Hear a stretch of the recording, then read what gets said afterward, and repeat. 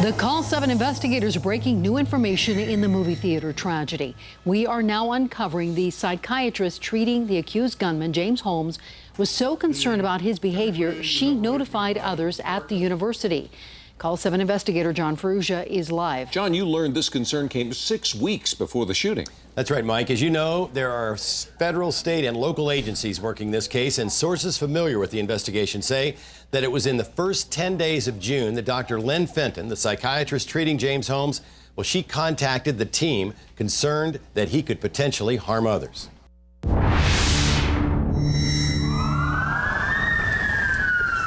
In the wake of the July 20th theater killings, investigators soon learned, and court documents confirmed, that James Holmes had been treated by a CU psychiatrist for weeks prior to his dropping out of the University of Colorado's neuroscience PhD program.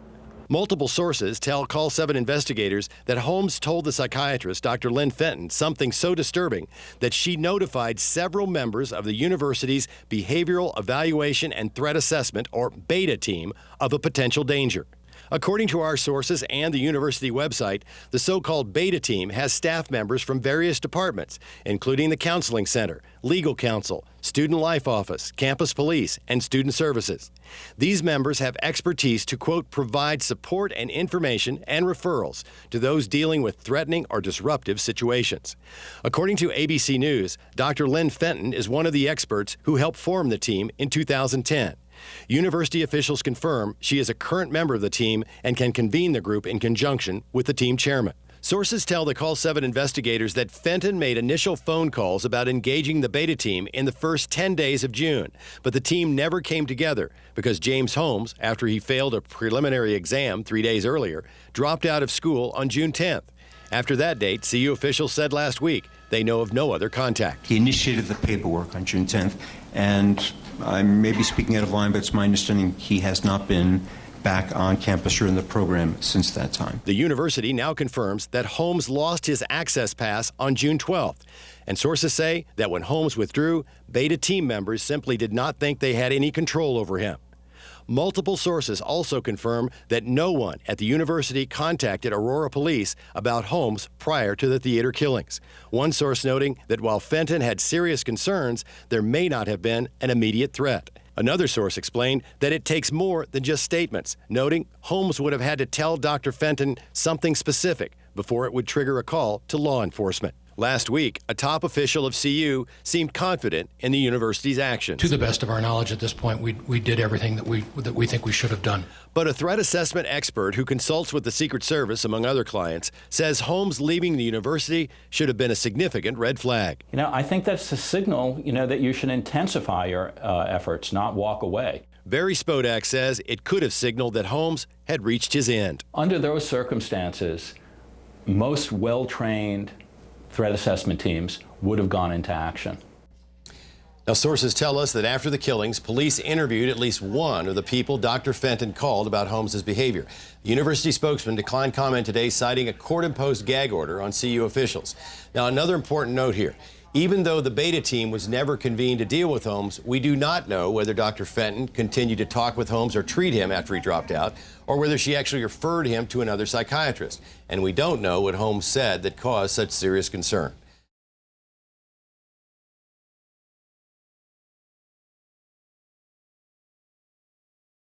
Seven News and the Call 7 investigators breaking new information in the movie theater tragedy.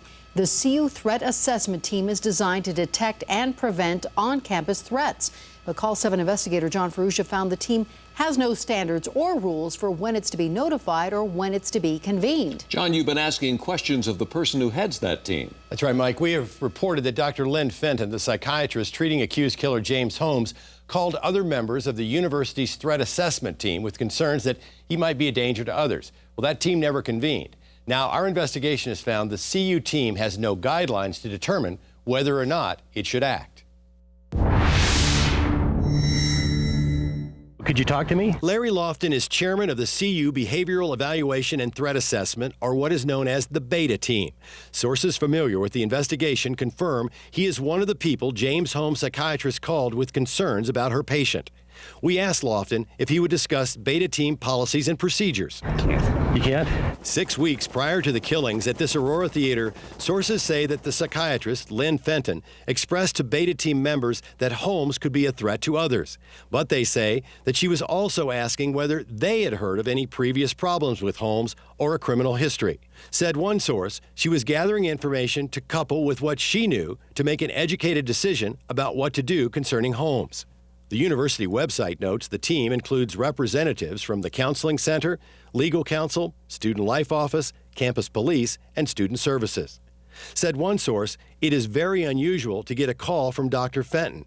There was no clear red flag thrown at the CU assessment team. It wasn't a warning.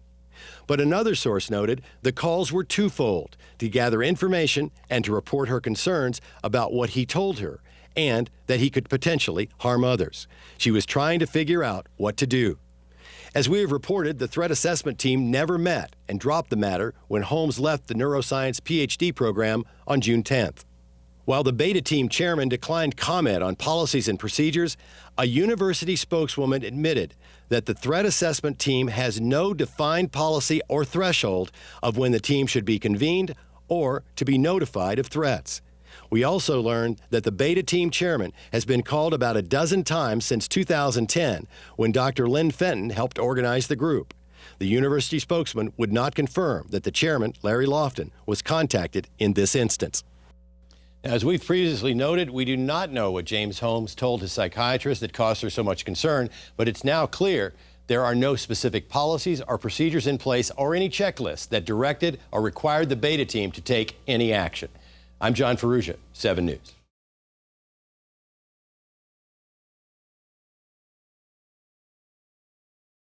And we start tonight with breaking news. The Call 7 investigators revealing new information about the concerns of a CU psychiatrist who treated Aurora movie theater suspect James Holmes. So let's get right to Call 7 investigator John Ferrugia. John, she called the CU Police Department asking for a background check. That's right, 6 weeks, Mike, before the shooting.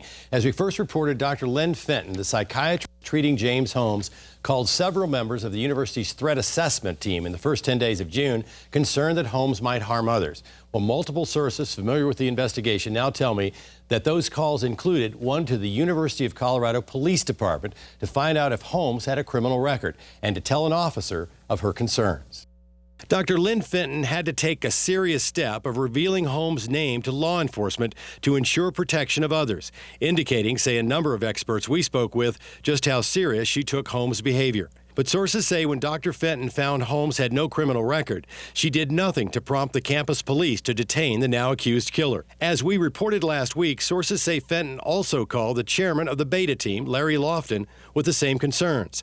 But the threat assessment team never convened to consider whether Holmes presented a risk, because Holmes dropped out of school on June 10th. Now, a number of forensic psychiatrists contacted today who are unrelated to this case tell us that in such circumstances, a treating doctor has the option of having a patient taken to an emergency room for evaluation, or they may place that patient on a 72-hour hold for observation or some other evaluation. And did she take any specific action? Well, the fact is, Mike, sources say Dr. Fenton did not place Holmes on hold, and we don't know whether she had him evaluated in an emergency room or any other venue, but it doesn't seem at this point like she took any action, and we know the threat assessment team did not. And we know you're continuing to follow us. Thank you, John.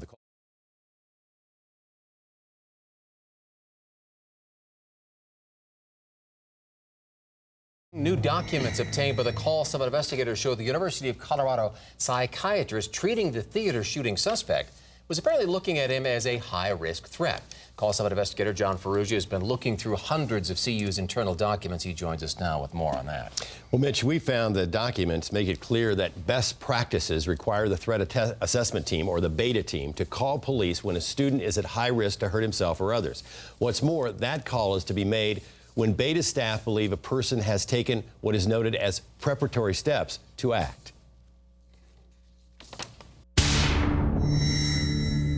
Days before accused Aurora shooter James Holmes dropped out of CU, his treating physician was concerned that he was a threat to others.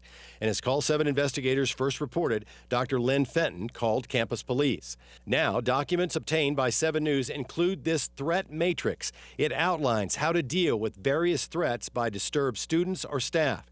It's broken down into 5 priority levels. The document indicates Only at level 4, labeled high risk, is the threat assessment team to initiate contact to facilitate a law enforcement response. Sources familiar with the investigation have confirmed to us that Dr. Fenton, who had been treating Holmes for weeks, called campus police to initiate a background check on him. Her concern about the possibility of Holmes harming others was so serious that she broke confidentiality, giving his name to a police officer.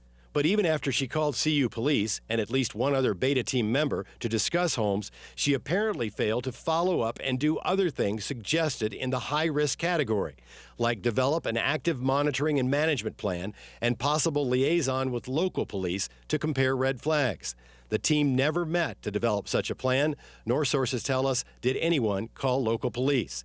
That's because James Holmes dropped out of school on June 10th and left the campus. The documents we obtained also describe cases where the threat assessment team did meet or convene and had campus police intervene. For example, a student who wrote a letter described as concerning but not an imminent direct threat.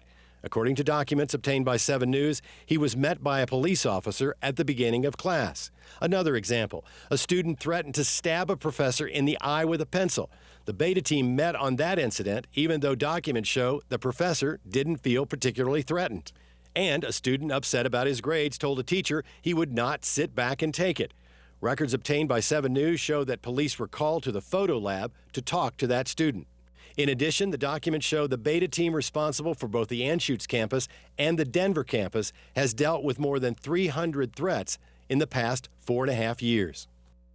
Now, 2 weeks ago, university officials told us there were no fixed policies for when the Beta team must act. But after the Call 7 investigators examined internal documents and found clear evidence to the contrary, including that threat matrix document, a spokesperson admitted that, in fact, the documents represent the national best practice the team tries to follow.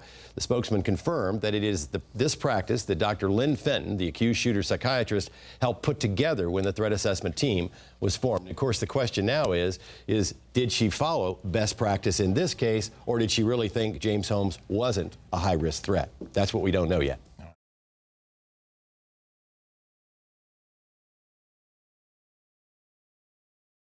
Call 7 investigator John Ferrugia learning the doctor treating Aurora movie theater suspect James Holmes contacted 2 professional colleagues at CU.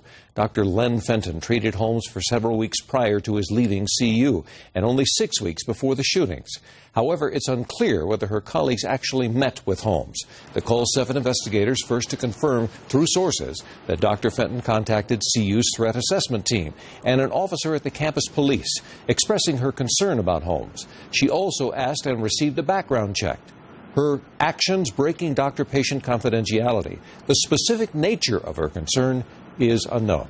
Holmes is now charged with the murders of 12 people and the wounding of 58 others at the Cinemark Century 16 Theater in Aurora last month.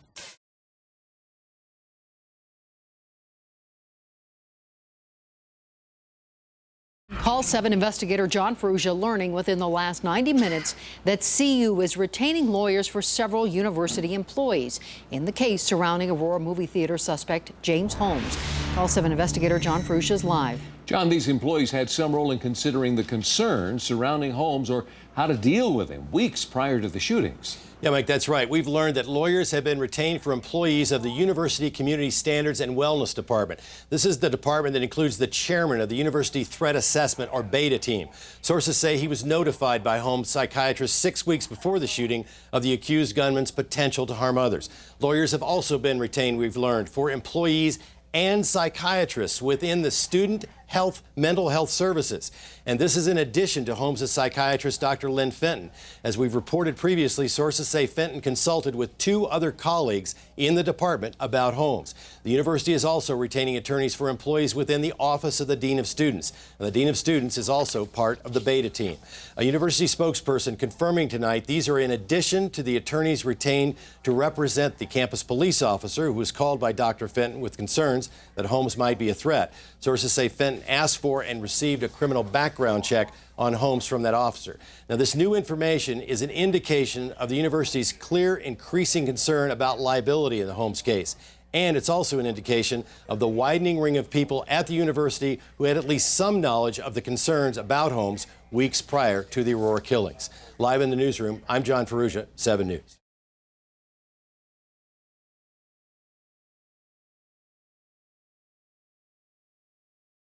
New tonight, the Call 7 investigators breaking news in the Aurora Theater shooting case.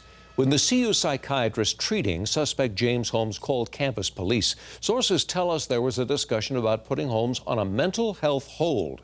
Call 7 investigator John Ferrugia breaking new information. Now, John, you've learned the psychiatrist declined to ask for that hold. That's right, Mike. And what is also new information is that Dr. Lynn Fenton made calls not only to campus police, but to other members of the university's threat assessment or beta team the day after Holmes submitted paperwork to drop out of school and the day before his campus pass was revoked. It was 6 weeks before 12 people were killed in the Aurora Theater when sources say accused murderer James Holmes told his psychiatrist, Dr. Lynn Fenton, something so disturbing that she called members of the CU threat assessment team and campus police, telling them Holmes could be a threat to others. Sources familiar with the investigation now tell me that Fenton made those calls the day after Holmes submitted paperwork to drop out of the university.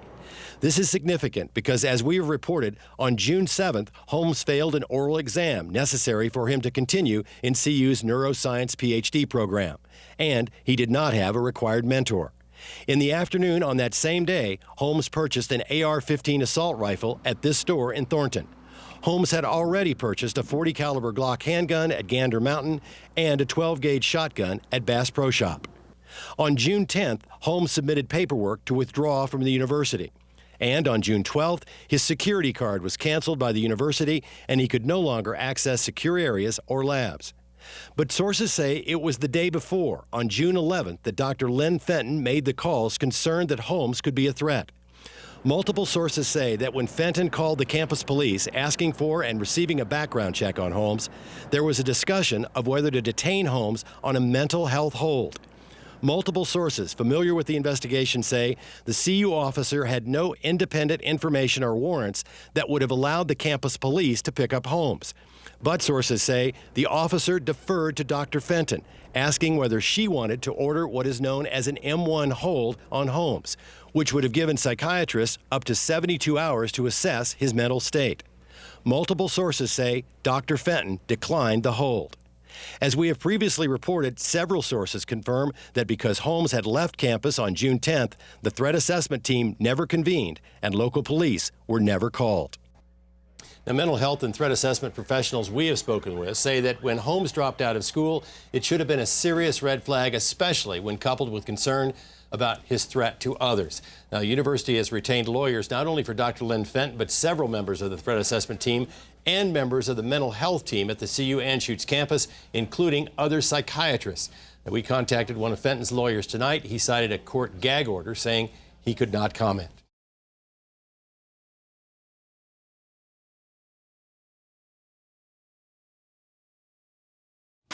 The Call 7 investigators breaking news right now, uncovering exclusive information about what James Holmes told his psychiatrist that prompted her to call police 6 weeks before the Aurora movie theater tragedy, and why Dr. Lynn Fenton did not have Holmes detained on a 72-hour mental health hold for evaluation. Call 7 investigator John Ferrugia working this case from the beginning. And John, you have answers to some very key questions. We do, Ann. The theater shooting investigation, as you know, is among the most extensive in Colorado history, involving multiple state, federal, and local law enforcement agencies, as well as the University of Colorado. Now, sources familiar with this investigation say that in early June of this year, James Holmes specifically began talking, speculating, maybe even fantasizing about killing a lot of people. All available units respond to the theater. Somebody is still shooting inside theater number 9. 6 weeks before the massacre at the Aurora Theater, Dr. Lynn Fenton called the CU Police Department asking for a background check on one of her patients, James Holmes. The date was June 11th, and it was among a series of calls to various campus staff that day who were part of the university's threat assessment team, also known as the Beta Team. Sources now tell me that Dr. Fenton told the CU police officer, a contact for the Beta Team, that she was concerned because James Holmes, who was a mental health patient, had been talking about killing a lot of people. Fenton was so concerned about the threat that she broke her doctor-patient confidentiality, giving the officer Holmes' name so the officer could run a criminal background check. Holmes had no criminal background or any history of violence. Sources confirmed that this was one of at least 2 calls Dr. Fenton made to the CU police officer about Holmes on June 11th, as she worried about the threat Holmes may pose. In the last call, sources say the CU officer asked Dr. Fenton if she wanted Holmes picked up for a 72-hour mental health evaluation. As his psychiatrist, Fenton could order such a hold. And sources say the officer deferred to the doctor's judgment. Sources familiar with the investigation now confirm that Dr. Lynn Fenton told the officer that Holmes had put in his notice that he was withdrawing from the university, that the hold was not necessary in part because Holmes was leaving the campus anyway.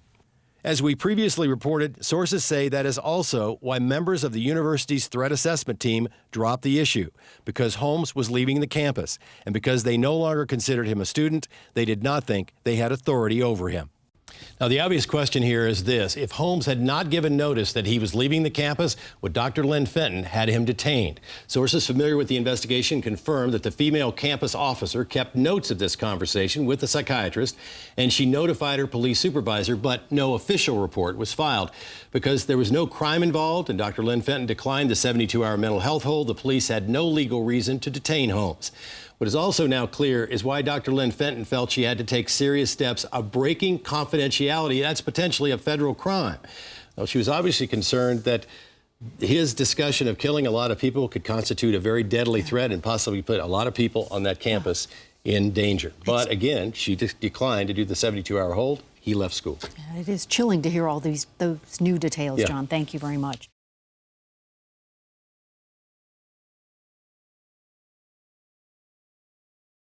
New information in the Aurora Theater shooting case. The family of Jonathan Blunt filing a lawsuit against James Holmes' therapist at CU. It claims that psychiatrist Lynn Fenton could have prevented the mass shooting if she had acted.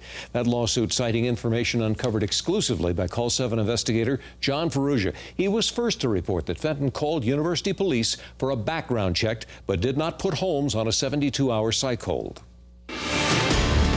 The lawsuit filed today in U.S. District Court claims Dr. Lynn Fenton was negligent in protecting the public from Aurora Theater shooting suspect James Holmes. Jonathan Blunt's family claims Holmes told Fenton on June 11th that, quote, he fantasized about killing a lot of people. Now, that mirrors exactly our exclusive report last month about Holmes' conversation with Fenton. And even though Fenton alerted the CU threat assessment team, of which she is a member, the team failed to act. We originally told you about Fenton's concerns in August and reported then that she contacted the University Police Department. But after consulting with an officer, she decided not to place Holmes on a 72-hour psychiatric hold. The family says Fenton could have prevented Holmes from killing Blunt on July 20th. John Ferrugia, 7 News. In a statement released today, the University of Colorado is claiming that lawsuit is not well-founded legally or factually, but it offered no additional details.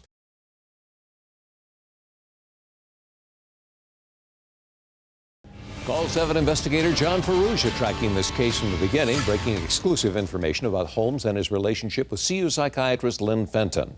Well, Mike, our investigation has raised serious questions about the actions of Holmes psychiatrist Dr. Lynn Fenton and the University Behavioral Evaluation and Threat Assessment, or BETA team. It is now clearly confirmed that Fenton knew Holmes represented a very serious threat. That white car in the rear of the lot, is that a suspect? Yes, we've got rifles, gas masks. He's detained right now. I've got an open door going into the theater. Even as police took James Holmes into custody outside the Aurora Theater and he was identified as the shooter, there were questions about whether there were warning signs before the killings. Our investigation led to his psychiatrist, Dr. Lynn Fenton, and the University of Colorado BETA team. We reported Fenton called a university police officer 6 weeks before the shooting, requesting a background check, telling an officer Holmes threatened to kill a lot of people. The court documents now confirm that call on June 12th. Lynn Fenton described James E. Holmes as having homicidal thoughts and also stated that he had threatened and harassed her via email and text messages. Our investigation found Fenton also notified the university team responsible for threat assessment, but the team took no action. Fenton never contacted Aurora police. Our investigation also uncovered that Fenton declined the university police officer's offer to detain Holmes on a 72-hour hold. The affidavit also notes Holmes' university pass was deactivated based on his threats to Fenton. Now, what is even more disturbing, the university police officer told investigators that Dr. Lynn Fenton made it clear, quote, she was reporting per her requirement Holmes' danger to the public due to homicidal statements he had made. Even so, Dr. Lynn Fenton did not have him detained and took no other action. In the newsroom, I'm John Ferrugia, 7 News.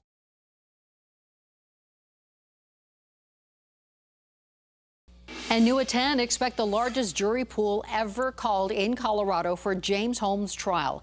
Our partners at the Denver Post finding no other case where 5,000 people were slated to receive a summons. It means Arapahoe County residents have a 1 in 90 chance of being called. Now, since the shooting almost a year ago, the Call 7 investigators learning the University of Colorado has already spent more than $1 million taxpayer dollars investigating their involvement in the Holmes case. As Call 7 investigator John Ferrugia reports, the meter is still running to defend faculty and staff. The money will likely continue to flow for several years, potentially millions of dollars.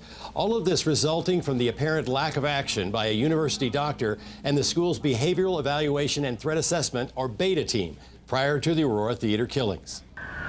As we first reported shortly after the shootings, university psychiatrist Dr. Lynn Fenton called members of the BETA team 6 weeks before the killings to express her concerns about James Holmes. She also called a CU police officer to say Holmes told her about wanting to kill a lot of people.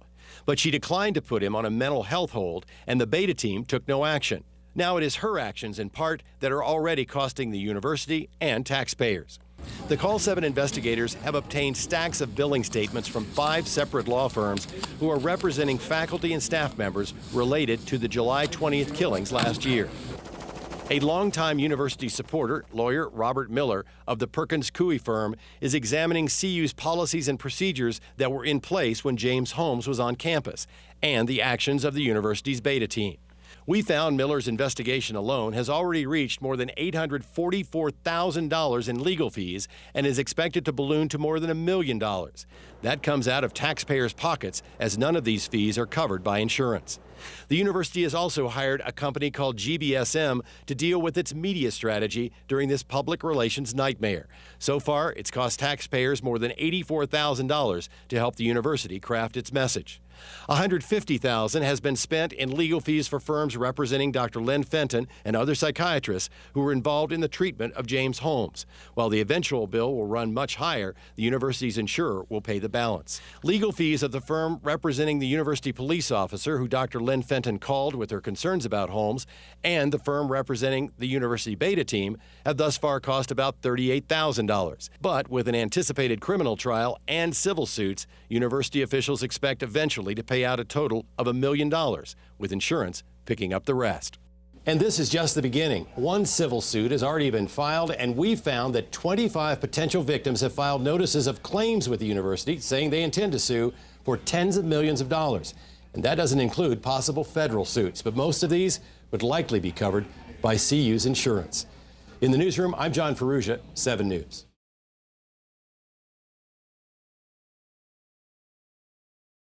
And let's bring you up to speed now if you're just joining us this morning as we are now approaching 4 o'clock. We do want to let you know 14 people are dead. At least 50 are wounded after a mass shooting inside this Aurora Theater, the Century 16 Theater that happened during the Dark Knight Rises premiere overnight. We've learned the gunman was apprehended in the theater's parking lot by the officers. He had 2 weapons on him that they have since recovered, a shotgun and a rifle, and they are currently interviewing that person as well as going through his apartment, which is in North Aurora. That's really all we know about the gunman right now, but John Ferrugia is standing by as he's been talking to his sources and gathering more information on this suspect. John? Yeah, Anna, sources in the Aurora Police Department say that this is a 24-year-old male. They do not have his name yet. He is not talking with them yet. They believe they know who he is, hence they were heading to his apartment. He was armed, obviously, had a gas mask. Officers on the scene got there quickly in the active shooter mode. That is now after Columbine, as we all know. Nobody forms a perimeter. They go right in. They caught him, as you mentioned, in the parking lot as he was leaving. Officers, I asked my sources there, I said, well, when they went in, was there a bomb in there? Was there an explosive? They believe it was simply some type of smoke bomb or gas bomb. That's why it dispersed very quickly. They said the officers were coughing when they went in, but it dispersed very quickly. They believe at this point, the sources that I've talked to said we have no reason to believe this is not a single attack, a single person. They are searching an apartment in North Aurora. At this point, they don't know. The shooter is not cooperating with them at all. So he's not talking, I'm told, to police. So they're searching his apartment. They've cleared out an area around the apartment building and cleared the apartment. They don't know if there might be explosives there. They don't believe there were any explosives in the theater. I think they've now kind of gone through the theater. What concerns them, obviously, is that someone would, do a smoke bomb or a tear gas grenade. Where would he get that? And would he have more of them? Would he have other explosives? Earlier this morning, CNN had reported that the apartment was clear and there were no explosives. I immediately called a source who was at that scene who said to me, this is way too premature. We're just now starting to sweep this thing. We're being very, very careful. Clearly, Chief Oates, who talked just a few minutes ago, said that he'd seen a photograph. Obviously, remember that long pole they were putting up there and so on? They were clearly getting photographs and pictures and/or sniffing to see if they could have some explosive sniffers in there. He called it very, very sophisticated and booby trapped. So there are either explosives or flammables in there, and which indicates, gasoline, etc. So you might have noted there 5 buildings have been evacuated around the area. Now, when you're talking about 5 buildings, you're talking about the potential, obviously, of some significant explosives. This is really interesting. We've got some really new, interesting information here. You just saw that picture from the helicopter. You maybe put that shot back up just for a second. There's the car. You see it's parked at the back of the theater near where the emergency exit is. Now, what we've learned exclusively is, and again, you have to understand state officials involved in this investigation, all levels of law enforcement, and people who are familiar with this investigation tell me this morning that he bought a ticket. James Holmes bought a ticket. He went into the theater and watched the first 15, 20 minutes of this movie. He then got up. He walked out a side door, or the door of the theater, and walked down a hallway where that back door, you can see that door, it looks like where there's a trail of, could be blood there. He parked his car at that door, which he had propped open. He propped the back door open, moved his car really very close. You can see it right there.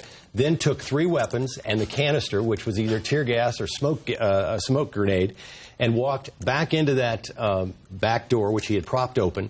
He then walked into the theater, into the front of the theater, and set off this first canister. Now, people thought initially, many witnesses, and we probably heard some of these witnesses this morning say that they thought initially this was part of the movie because they saw the smoke and thought maybe it was part of the movie set. But then they began choking, and sources tell me that once they started choking and started moving, he fired a couple of shots into the air, into the ceiling, and as people began running away, realizing that something was terribly wrong, it gave James Holmes, as one source told me, many, many good targets, and he began randomly shooting.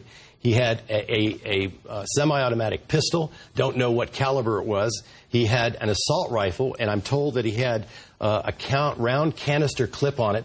That would mean that it would carry probably from 50 to 100 rounds of ammunition in that one canister. I don't know if you've seen those kind of round canisters that attach to an assault rifle. The semi-automatic pistol obviously would have 10 to 14 or 15 rounds in it. I was not told that it was a large but what a normal clip, but depending on the kind of weapon it was, 40 caliber, 9mm, whatever, it would have from 10 to 14 rounds. Sure. And then he had a shotgun. I was told that after he had decided that he had shot enough people, he simply walked out that back door, and that's where police confronted him. He left one of his weapons inside. They believe, the sources that I talked to believe that he was carrying actually the assault rifle and the handgun, and may have left a shotgun inside. He then saw the police, and as I was told, he simply put up his hands. Another source, the source told me, he said it was clear he had done what he wanted to do, and it was over. So it was very methodical. Police say that witnesses have told them very methodical, very clear. He had a plan, went in the back door, and again, He went in, bought a ticket, and then got up and left after he had propped that back door open, moved his car, and then went back in that prop door and then did his... As Holmes had hundreds of rounds of ammunition, multiple high-capacity magazines of .40 caliber rounds, and a large drum magazine for that assault rifle that it could hold. And get this, that drum magazine could hold almost 100 rounds. Now, according to sources, that 100-round drum may have jammed during the shooting, and that possibly stopped the carnage. Now, when Holmes exited the theater, he went back to his car, and at that point, police had responded very, very quickly here, extremely quickly. He was confronted by at least 2 officers who, according to sources, almost took him for a tactical officer himself because he was dressed in this black tactical gear. When they figured out who he was, he surrendered very quickly without a fight. He told police that he had acted alone, and he warned that there were explosives in his apartment that would blow up if they were tripped. They were booby-trapped. Now, according to sources, Holmes became very calm, and he was very calm because he told police that about 2 hours before, around 10 o'clock or so, he had taken 100 milligrams of Vicodin, the painkiller, before the shooting. Now, meanwhile, according to sources that we've talked to, during this shooting, when everyone exited the theater and Holmes had been arrested, had been taken into custody, it was really a chaotic scene and a very eerie scene. We've been told that there were wounded and dying people on the floor, as we heard earlier today. Aurora Police Chief Dan Oates said that 10 people died in the theater. We were told that one of the officers, when he first approached him, actually mistook him for a police officer because he had all the tactical gear on, all that black gear that you see SWAT officers wear. But he noticed that that gas mask that he had on his face was not the gas mask that the Aurora Police Department used, and immediately decided to stop him, which he did. Holmes surrendered immediately. No fight, nothing. And as I mentioned, they found that pistol, that 9mm Glock, had a, I'm told, a laser sight on top of it. It was sitting on top of the car. He was questioned. Police say that he told them that he acted alone. And then we are told that he warned that there were explosives in his apartment that could blow up if they were tripped. John Ferrugia, who's been following this. The 7 News investigators, John, have been all over this in terms of piecing together information about this individual. The chief, understandably reluctant to talk about him, but you've been able to find out a great deal. Well, Mike, as you know, federal, state, and local law enforcement teams are investigating the shootings, and so many witnesses have now spoken about their experiences.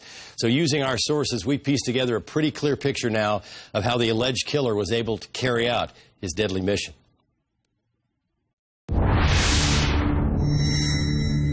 Sources familiar with the investigation say witnesses saw James Holmes enter the theater as a patron, having purchased a ticket.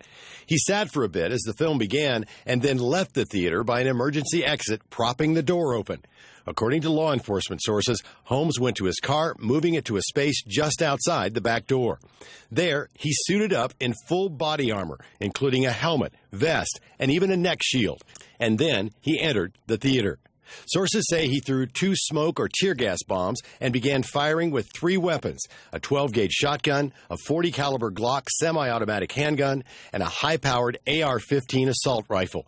Another Glock was in his car. Aurora Police Chief Dan Oates says Holmes had acquired thousands of rounds of ammunition and many high-capacity magazines for both the Glock and the assault rifle, as well as hundreds of shotgun shells. My understanding is that all the weapons that he possessed legally, and all the clips that he possessed legally, and all the ammunition that he possessed legally. A person knowledgeable about the investigation says Holmes also had a large drum magazine for the assault rifle that could hold almost 100 rounds. According to sources, that 100-round drum may have jammed during the shooting, possibly stopping the carnage. When Holmes exited the theater, he went to his car and was confronted by at least 2 of the many officers that had arrived in minutes, and Holmes surrendered without incident. Now, because Holmes was dressed in black tactical gear and he was wearing that gas mask, Aurora officers at the scene first mistook him for one of their own. But sources say that one of those officers noticed his gas mask was not department issue, and Mike and Ann, that's what caused them to confront him. And so with that confrontation, John, and being able to talk to him, were they able to communicate with him in any way? What did he say? Well, on the initial arrest, he told police he had acted alone, and he warned that there were explosives in his apartment that were going to blow up if they were tripped. And according to our sources, Holmes may have been so calm when he surrendered because he told the officers he'd taken a dose of the painkiller Vicodin about 2 hours before the shooting. Meanwhile, we've learned that Holmes has not been cooperative, and according to sources, he asked for a lawyer almost immediately after arriving at police headquarters for questioning. And finally, something that's very important today, we saw the emotion of Chief Dan Oates. It really showed when he was talking about what his officers endured. And really, today, talked to a number of people, and according to one source, it was so terrible in that theater. When police entered the theater, it was a very disturbing sight. Wounded and dying people on the floor. There were strobe lights flashing through that smoke, those smoke grenades, alarms going off. And all the while, as they were there, that Batman movie was still playing on. And Call 7 investigator John Ferrugia has been covering this all day for us. He tells us how bomb techs used high-pressure water to disarm bombs. It was the sweet sound of success for bomb technicians who have been working for 2 days to disarm the explosive devices in the apartment of James Holmes. Sources who are familiar with the bomb setup in the apartment say several containers of chemicals, flammables, or explosives were wired to ignition systems designed to detonate them if tripped. Now, this is only a representation, not the actual size of containers in the apartment. The technicians were faced with removing the wires or explosive detonation cord that is connected from the containers to an ignition source. Our sources indicate that bomb technicians used a variation of what is known as a water cannon. The cannon often looked like a large, closed stainless steel pipe with an explosive charge in the bottom. It is filled with water, and there's a small hole for the water to exit. When the explosive charge is ignited, the water blasts out of the hole with such force that it instantly severs the wire or explosive detonation cord, and at the same time, it drenches it with water, so there's no spark. Today, it was effective, disarming the bombs.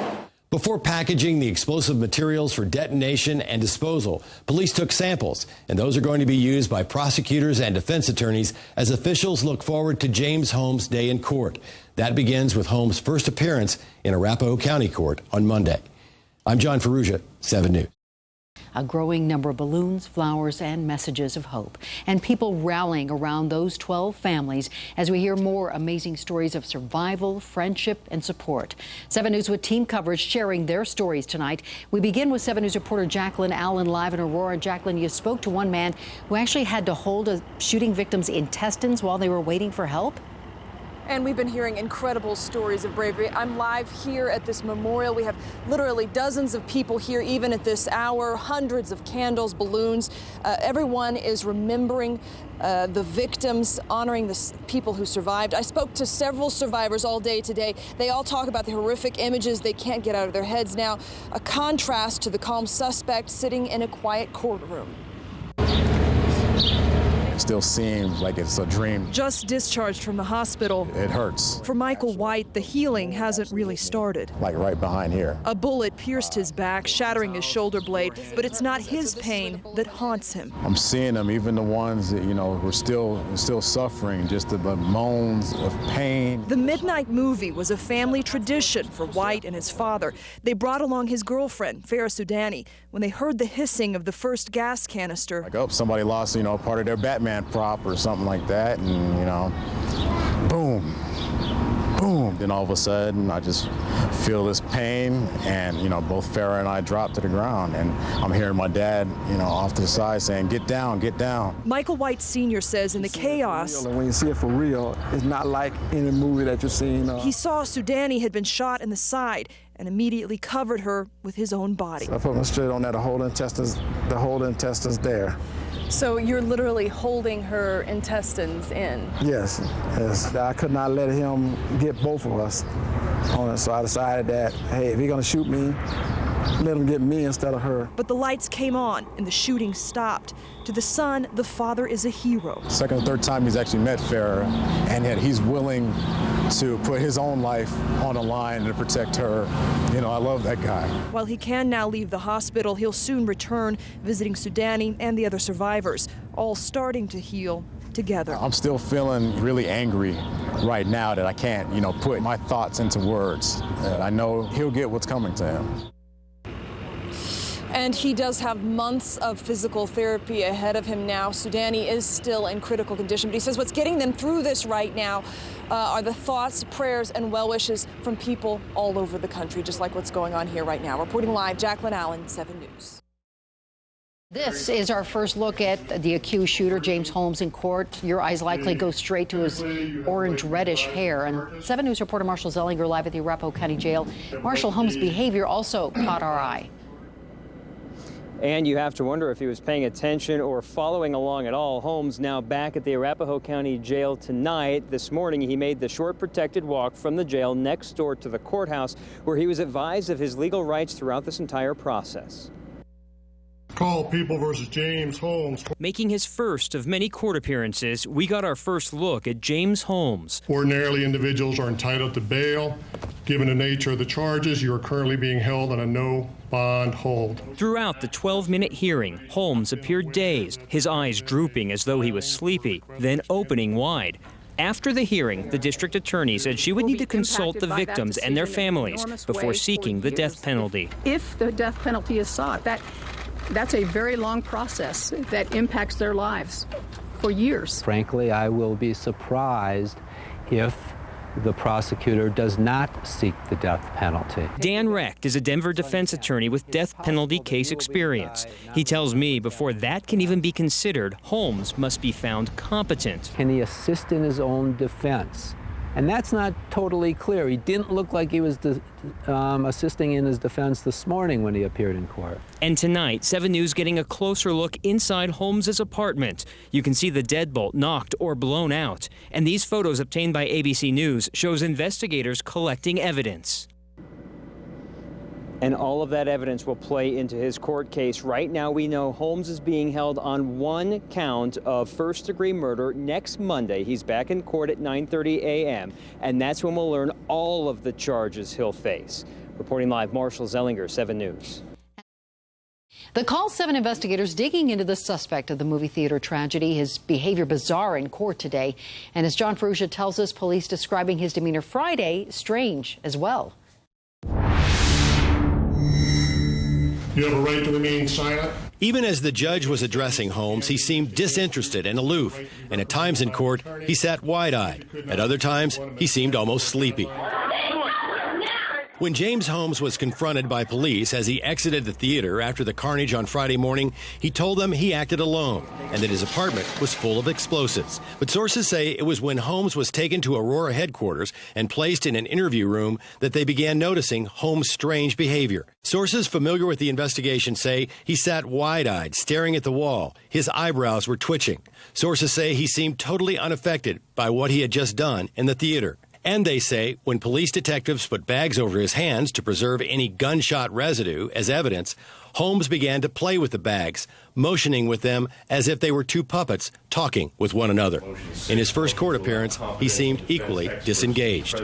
As we first reported on Friday, sources close to the investigation say Holmes took the powerful painkiller Vicodin about 2 hours before the shooting, and some sources have speculated that he was numbed and subdued as he carried out the killings. But he seemed to have the same demeanor in court, and sources confirm that since his arrest, Holmes is not taking any medication. We start with Call 7 investigator John Ferrugia, who has new information in just the past hour about a package the shooting suspect may have sent to a psychiatrist on the Anschutz campus. That's right, Ann. Sources familiar with the investigation say that police and the FBI believe that a notebook sent to a CU faculty member containing what they term important information was sent prior to the theater killings by suspect James Holmes. Now, police and the FBI are examining this notebook, which reportedly contains violent images and notes.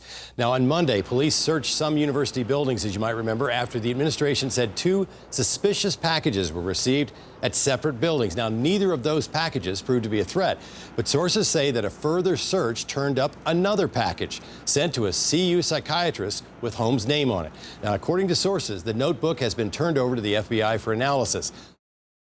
7 News reporter Marshall Zellinger is asking tonight about the doctor-patient confidentiality rules. Marshall, you found limitations for when a doctor can report a patient to authorities. Yeah, we wanted to know under what circumstances would a psychiatrist alert law enforcement to something of concern. Did Holmes ever mention a shooting to the psychiatrist? Well, here is a document from the American Psychiatry Association that reveals that a psychiatrist can only reveal and break confidentiality if imminent danger from that patient. James Holmes sent a package in the mail to the University of Colorado Anschutz campus. It was received Monday, addressed to his psychiatrist, Dr. Lynn Fenton. We reviewed her biography. She's an award-winning psychiatrist specializing in schizophrenia. She provides medication and psychotherapy for up to 20 grad students per week. Information she has about Holmes may be protected by doctor-patient confidentiality. Regarding the mail he sent her on Monday, his defense team told the court, quote, "The package include communications from Holmes to Dr. Fenton that Holmes asserts are privileged," meaning doctor-patient confidentiality. Info that should not be revealed to the public. Any communication that goes between the doctor and the patient is confidential, as long as it does not affect the welfare of the patient himself, herself, or anybody else. Dr. Wojciech Zolczyk has 15 years' experience in treating psychiatric patients. We wanted to know when a psychiatrist would be required to alert law enforcement about any danger discussed during an appointment or even by mail. You need to have somebody say, I'm going to go and kill blah, blah, blah. But that blah, blah, blah has to be a specific person's name. Correct. We also found this document. It's from 2005 from the Colorado Board of Examiners. Dr. Fenton was reprimanded for prescribing things like Vicodin, Xanax, and Ambien to herself, her husband, and an employee without keeping the medical records. She volunteered 50 hours getting more medical education and was also told that she could only prescribe medicine to bona fide patients. What does this have to do with this case? It's tough to say because of the gag order. We really don't know if this has any impact on the current case. Reporting live, Marshall Zellinger, 7 News. The Call 7 investigators breaking new details about this case from the start. When Aurora police got the call of a shooting at the theater, they were on scene in about 2 minutes and almost immediately confronted James Holmes. Well, Call 7 investigator John Ferrugia tells us it was Holmes' gear that tipped off police that he wasn't one of them. And John, you first reported this on the day of the shooting. That's right, Ann. As police moved in to surround the theater, 2 officers at the back of the complex saw what looked like a member of the SWAT team near a white car. But as we previously reported, the officers recognized that something simply wasn't right. When Officer Jason Oviatt rushed to the scene of the shooting, he immediately headed to the back of the theater and noticed what he thought might be an Aurora police SWAT officer. But as he approached the figure, clad in full body armor and a gas mask, he confronted him. "The closer that I got to him," said Oviatt, "the less it looked like the same equipment I had." Sergeant Gerald Jansgard saw Holmes as well and immediately wondered, how did this SWAT officer get here so quick? And why was he at this white car? Oviatt noted, "I got closer to him and I realized he was not a police officer, so I held him at gunpoint." He realized, he testified, that the only person who would have known to have a gas mask was a suspect. Holmes quickly threw up his hands, and officers began searching him and removing his body armor. They said he was sweating and that the pupils of his eyes seemed dilated. Yet Officer Oviatt told prosecutors he was very relaxed. It was like there wasn't a normal emotional response. He seemed very detached from it all. Now, as we first reported on the day of the shooting, officers said Holmes had taken a dose of the painkiller Vicodin about 2 hours before the shooting. Now, his demeanor was consistent with someone who has taken such an opiate. What's more, as we first reported, our sources say that that demeanor continued at the police headquarters, where Holmes' hands were placed in bags to preserve the shotgun residue, or that gunshot residue. And sources tell us, and he began using those as puppets. He was having one hand talk to the other. And I remember you also reported on that first day that the assault rifle had jammed. I know there was testimony about that today. That's right. The officer confirmed that today. He said that this powerful AR-15 rifle, there were more than 200 rounds of live ammunition for that rifle left in the theater when they arrived, and that there were also additional rounds of live ammunition for that .40 caliber semi-automatic handgun Holmes used in the killing. So again, as bad as this was, it's clear that it could have been a lot worse had that magazine for the rifle had not jammed. Of course, that was the killing machine there. All right, John, thank you. Call 7 investigator John Ferrugia joining us now. And John, with the defense offering no witnesses today, what happens next? Well, and the judge now decides whether there's enough evidence to move forward to trial, and clearly there is, and that ruling is going to come on Friday. There also may be an arraignment of James Holmes as well on Friday, but the real decision is in the hands of the prosecutor. Will the new DA, George Brockler, seek the death penalty? And since the defense has already signaled that it's going to claim Holmes as insane, what are the chances Holmes could be judged incompetent and sent to Pueblo State Hospital? Now, these are the questions that are going to be weighed in the coming weeks, because the DA could likely take the uncertainty of a trial and the death penalty off the table and get a plea of guilty with life in prison without parole. That would mean that James Holmes would never get out. Now, remember, theoretically, if he were judged insane and incompetent, he could be sent to Pueblo for many years, but still, one day he could get out. Clearly, that is the best defense lawyers could hope for. But are they willing to go to trial to take the chance on a very risky defense? It seems likely that the DA will get some sense of what victims and families are thinking, in that many of them would have to offer what would be very difficult and emotional testimony about what they experienced. So some witnesses simply may not want to do that. Some may think they cannot do that, live that horror of what they saw again. So it's not going to be a simple decision for the DA nor for the families going forward. Still a lot of work ahead. All right. Thank you, John.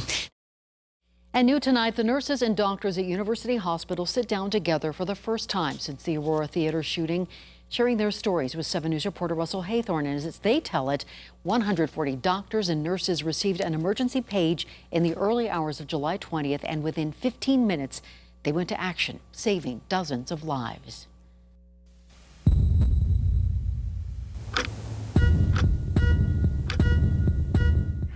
And 314 for a shooting at Century Theaters.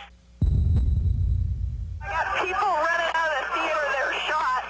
There are moments one of the doctors like, get back in there, I don't know what's going on. When uncertainty can be staggering. My pager stated mass shooting, that's all it said on there. That was my oh my God moment. I saw patients all over the hallways in beds. I saw staff that were covered in blood because they were pulling patients out. But in those moments, the best in humanity rises. Once patients started arriving, it was really just, you didn't have time to reflect, you just had time to act.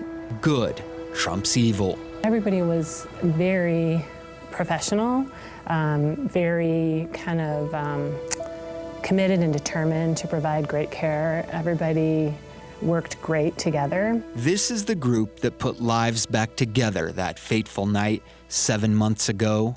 We actually got to make it a little bit better. To be clear, it was chaotic. Police officers acting quickly rushed victims to hospitals, not by ambulance, but in their patrol units. This was the ambulance bay outside University Hospital shortly after the shooting. Went from life support to tubing someone's chest to holding someone's intestines. I called the command center and I said, I need some nurses down here right now. I mean, this is an unspeakably horrible thing. Yet despite the chaos, it was under control. Victims were in good hands. These hands. There was one little girl who I will always remember. Both her parents had been shot, and the little girl was crying for her mom. And I just went up to her and I said, you know, I'm a mom. If you want to come to me, I'll hold you. And she completely came to me and wrapped her little arms around me. Both parents survived. And I hugged the mom and I just said to her, I'm so happy that your family's okay.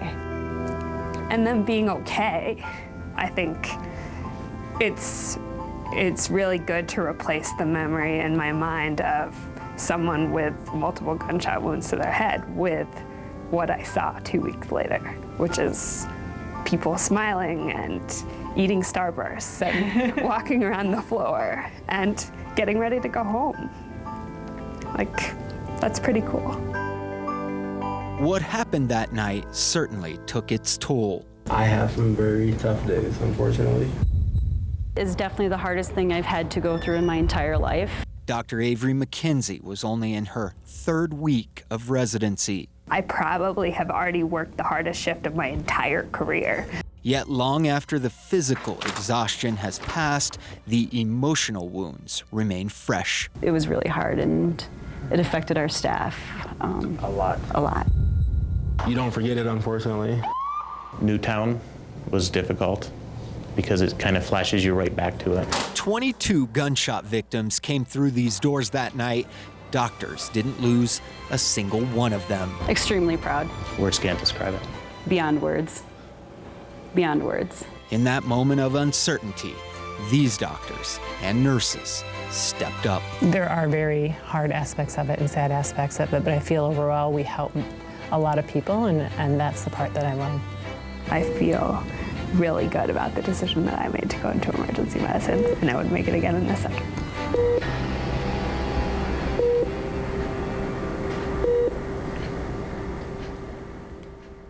Amazing people. And ongoing counseling is available to doctors and nurses and staff. And of the support staff called in, there were 11 additional surgeons, 12 residents, 25 nurses, 8 blood bank workers, and the list goes on. And many of them will be honored by the American Red Cross next week.